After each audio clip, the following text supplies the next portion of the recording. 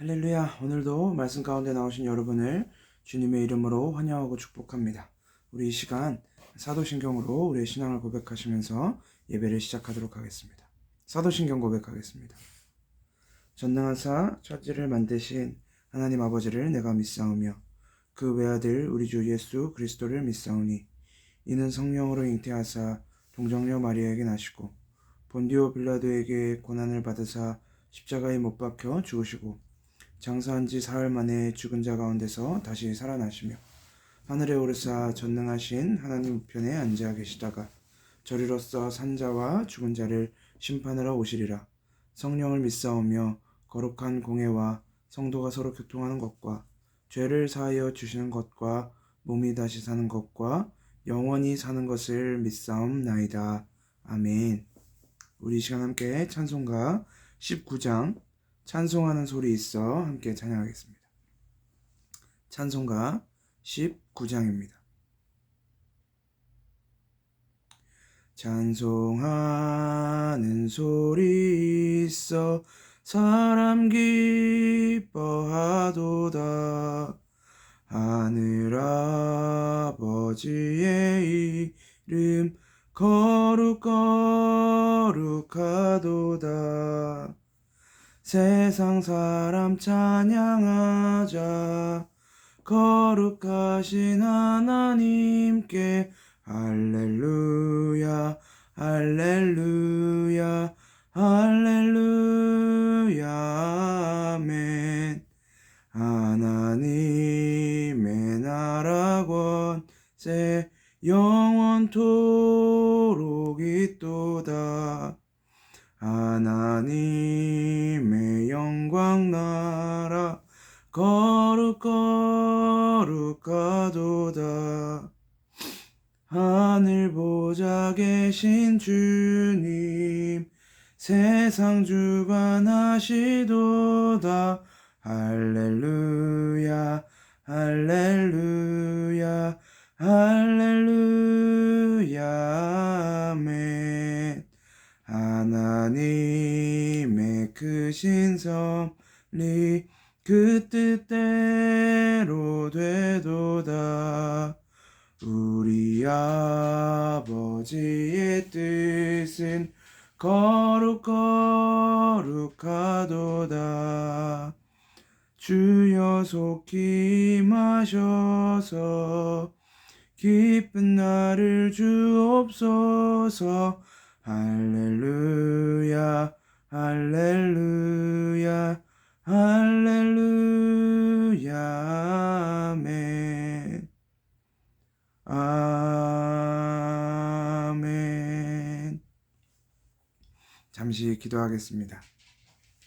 하나님 아버지 은혜를 감사합니다. 오늘도 우리를 이 예배 자리 가운데 불러주시고 이 자리에 모여 함께 하나님의 말씀을 나누며 또 함께 우리의 마음을 내어놓고 주님 앞에 토하여 놓을 수 있게 하심에 감사를 드립니다.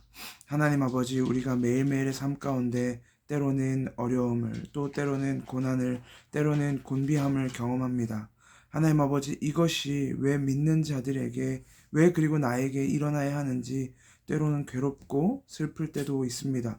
하나님 아버지, 그러나 우리가 매 순간 하나님의 살아계심을 발견하게 하시고 하나님의 인도하심을 발견하게 하시며 오직 주님의 뜻 안에서 살아가는, 그래서 그 믿음 안에 살아가는 주님의 자녀들 될 수 있도록, 그런 성도 될 수 있도록 인도하여 주옵소서. 오늘 하나님의 말씀을 나눕니다. 말씀 가운데 함께 해주시고 오직 하나님의 복음만이, 예수 그리스도의 십자가만이 전달되어지는 시간 될 수 있도록 인도하여 주옵소서. 살아계신 예수 그리스도의 이름으로 기도합니다. 아멘. 이 시간 우리가 함께 나눌 하나님 말씀인 오늘은 시편입니다. 시편 73편 1절부터 16절까지의 말씀 한 목소리로 같이 읽도록 하겠습니다. 조금 길지만 한 목소리로 시편 73편 1절부터 16절까지의 말씀 함께 읽도록 하겠습니다. 시작. 하나님은 마음이 정직한 사람과 마음이 정결한 사람에게 선을 베푸시는 분이건만 나는 그 확신을 잃고 넘어질 뻔했구나. 그 믿음을 버리고 미끄러질 뻔했구나. 그것은 내가 거만한 자를 시샘하고 악인들이 누리는 평안을 부러워했기 때문이다. 그들은 죽을 때에도 고통이 없으며 몸은 멀쩡하고 윤기까지 흐른다. 사람들이 흔히들 당하는 그런 고통이 그들에게는 없으며 사람들이 을에 당하는 재앙도 그들에게는 아예 가까이 가지 않는다. 오만은 그들의 목걸이요 폭력은 그들의 나들이 옷이다. 그들은 피둥피둥 살이 쪄서 거만하게 눈을 치켜뜨고 다니며 마음에는 헛된 상상이 가득하며 언제나 남을 비웃으며 악의에 찬 말을 쏘아붙이고 거만한 모습으로 포관하기를 즐긴다. 입으로는 하늘을 비방하고 혀로는 땅을 휩쓸고 다닌다.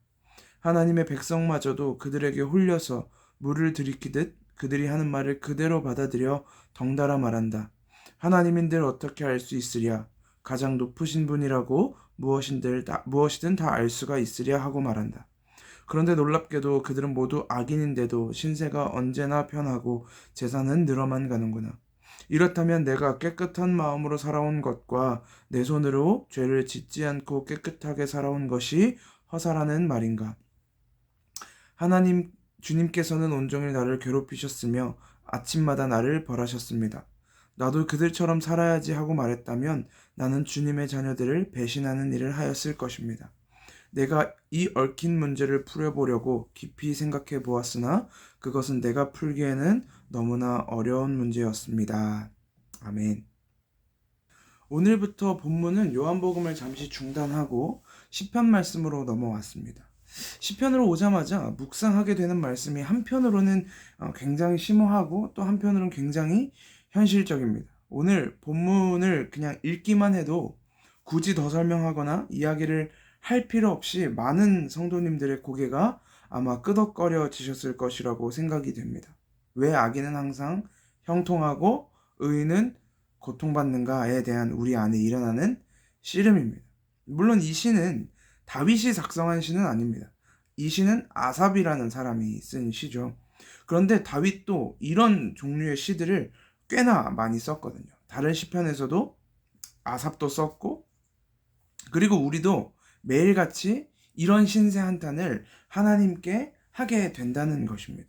물론 우리가 다 성숙한 그리스도인이 되어서, 그리고 성숙한 그리스도인이 되기 위해서 그 과정 속에 있기 때문에 우리가 이런 불평과 불만을 하지 않으려고 노력을 하지만 날마다 하나님 앞에 알게 모르게 신세 한탄을 하게 되지 않습니까? 모든 그리스도인들, 믿음을 가졌다고 말하는 성도들이 이런 씨름을 하게 된다는 것이죠.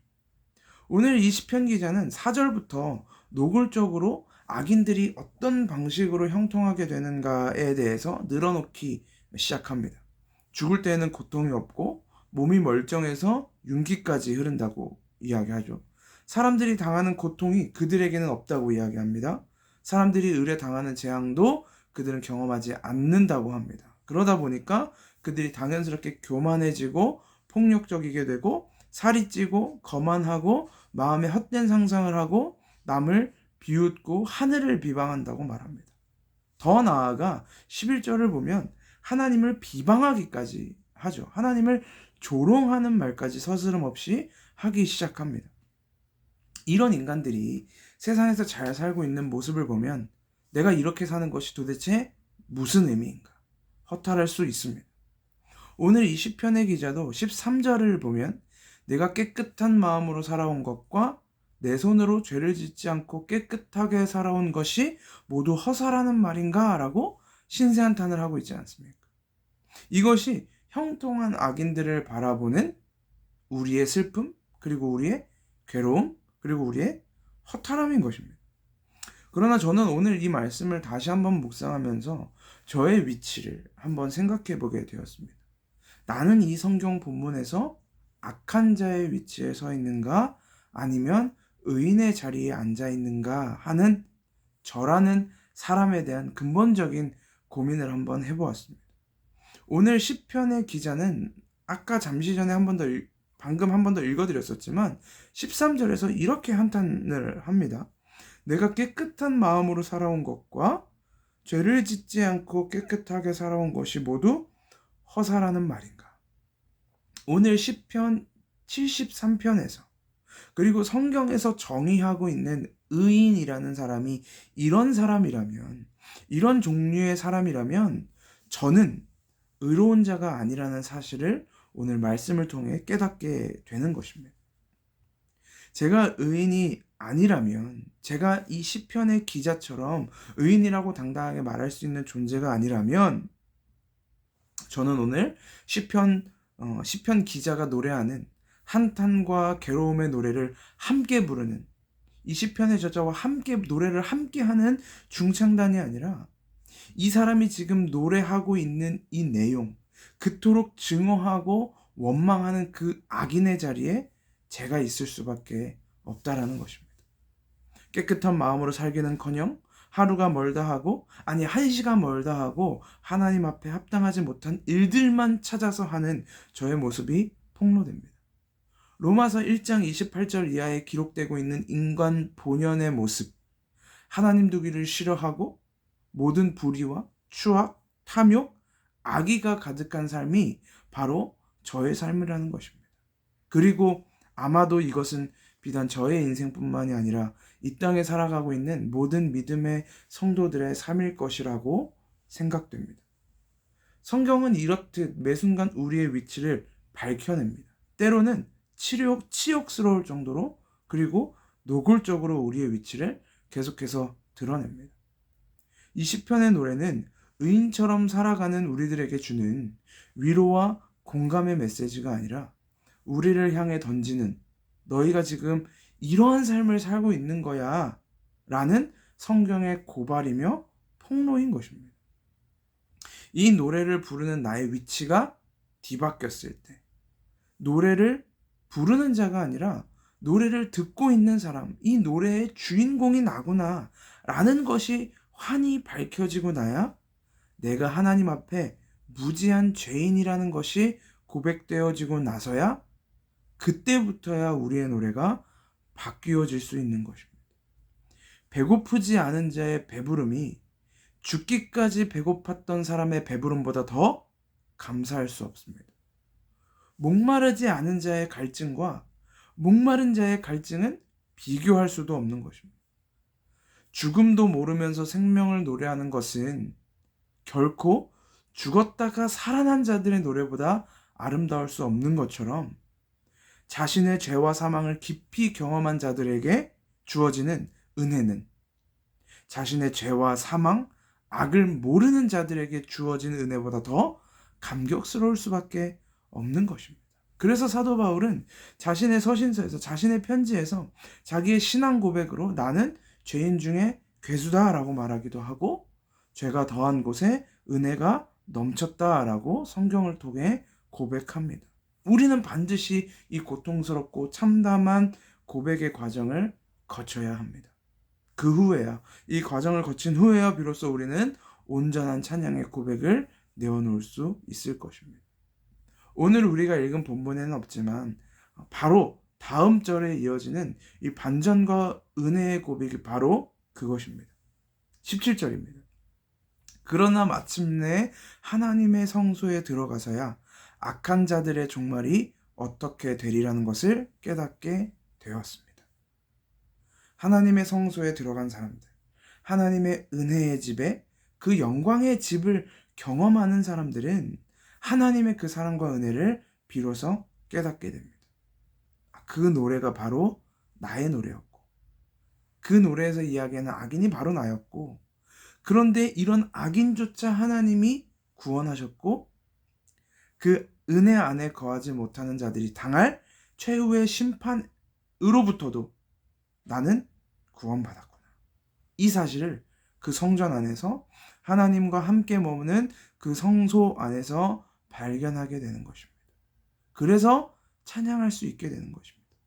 내가 이 은혜를 깨닫지 못했다면, 내가 여전히 악인의 상태에 머물렀다면 나는 심판받을 수밖에 없는 사람이었는데, 하나님이 나를 거기서 끌어안아 주셨구나, 하나님이 나를 구원하여 주셨구나 라는 그 신앙 고백을 할 수 있게 되는 것입니다. 그 안에서 회복과 은혜를 경험하게 됩니다.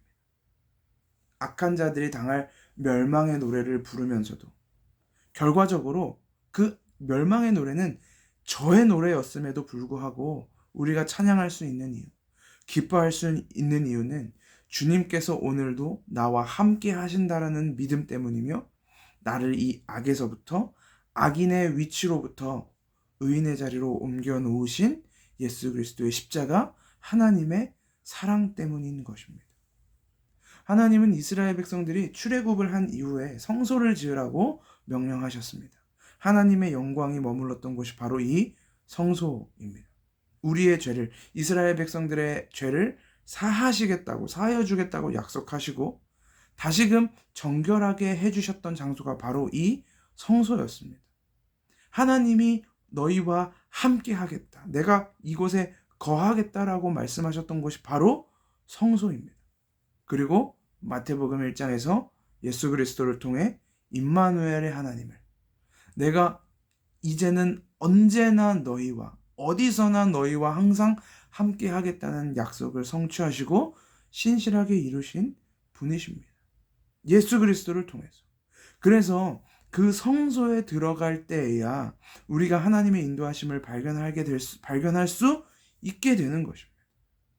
오늘날로 말하면 우리가 예수 안에 있을 때, 하나님의 임재 안에 있을 때, 그 사랑 안에 있을 때 우리는 하나님의 뜻을 발견하게 됩니다.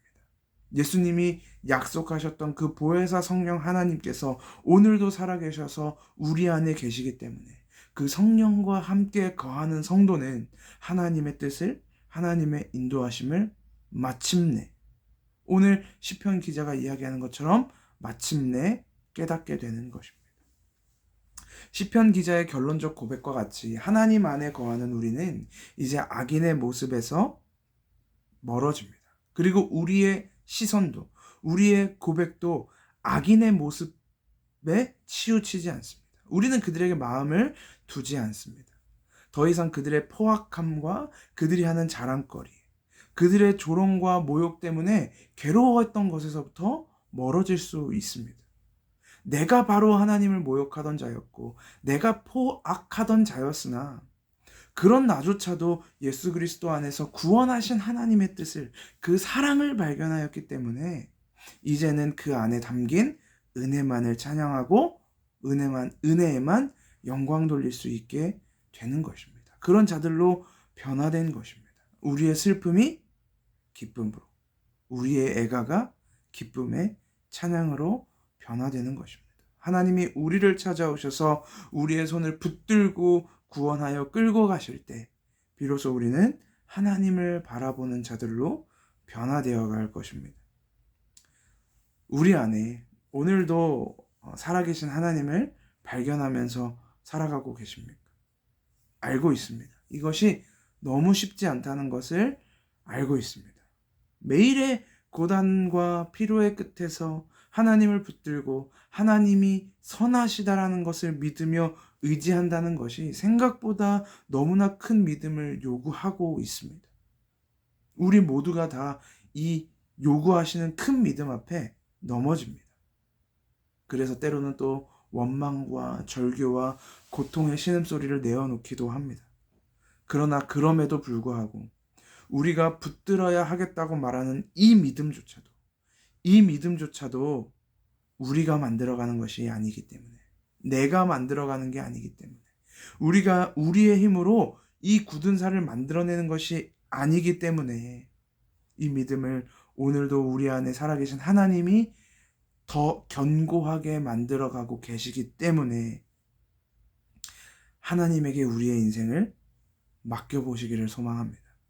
그 아비가 자녀를 기름같이, 선생이 학생을 가르침같이, 암탉이 그 날개를 벌려 그 새끼를 모음같이 성령 하나님은 오늘도 우리를 고아와 같이 버려두지 아니하시고 반드시 우리의 믿음을 하나님의 나라에 이르기까지 모으시고 완성하실 것입니다. 기도하겠습니다. 하나님 은혜를 감사합니다.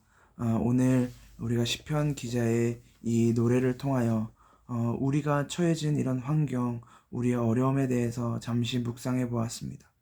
하나님, 우리의 눈은 더 악한 자들에게 향합니다. 나보다 더 치사한 사람, 나보다 더 성격이 안 좋은 사람, 나보다 더 질투가 많은 사람, 나보다 더 성격이 안 좋은 사람, 나보다 더 믿음이 없는 사람, 이렇게 우리는 나를 기준으로 해서 더 악한 사람을 세워놓고, 왜 저 사람은 형통하냐, 왜 저 사람은 잘 나가냐, 왜 저 사람은 건강하냐 라며 우리 안에 쌓여있던 불만과 분노를 토해놓기도 합니다. 하지만 하나님 말씀 속에서 그 모습을 바라봅니다. 우리도 의인이 아닙니다. 저도 악인이었습니다. 저도 마땅히 멸망받고 심판받아야 할 악인이었습니다. 그럼에도 불구하고 주님께서 그 십자가 위에서 우리의 죄를 사하여 주셨사오니, 하나님께서 하나님의 사랑으로 우리를 구원하셨사오니, 하나님 아버지, 우리가 오늘도 이 믿음 안에서 기뻐하며 감사함으로 살아내는 자들 될 수 있도록 인도하여 주옵소서. 마땅히 멸망받을 자에서 구원받은 자로, 하나님을 찬양하는 자로 불러주셨사오니, 하나님 아버지, 우리가 매일매일 그 유대인들이 성소에 들어가 하나님을 찬양하였던 것처럼 오늘도 우리 안에 살아계신 그 성령 안에서, 예수 그리스도 안에서 날마다 찬양을 내어놓으며 영광 돌리는 삶 될 수 있도록 인도하여 주옵소서. 살아계신 예수 그리스도의 이름으로 기도합니다. 아멘. 주기도문으로 예배 마치도록 하겠습니다. 하늘에 계신 우리 아버지여, 이름이 거룩히 여김을 받으시오며 나라의 마옵시며 뜻이 하늘에서 이루어진 것 같이 땅에서도 이루어지이다. 오늘날 우리에게 일용할 양식을 주옵시고, 우리가 우리에게 죄 지은 자를 사하여 준 것 같이 우리 죄를 사하여 주옵시고, 우리를 시험에 들게 하지 마옵시고 다만 악에서 구하옵소서. 대개 나라와 권세와 영광이 아버지께 영원히 있사옵나이다. 아멘. 오늘 우리가 함께 나눈 하나님 말씀을 가지고, 또 여러분들이 각자 들고 나오신 기도의 제목들을 가지고 함께 기도하시다가 자유롭게 예배 마치시기 바랍니다. 기도하겠습니다.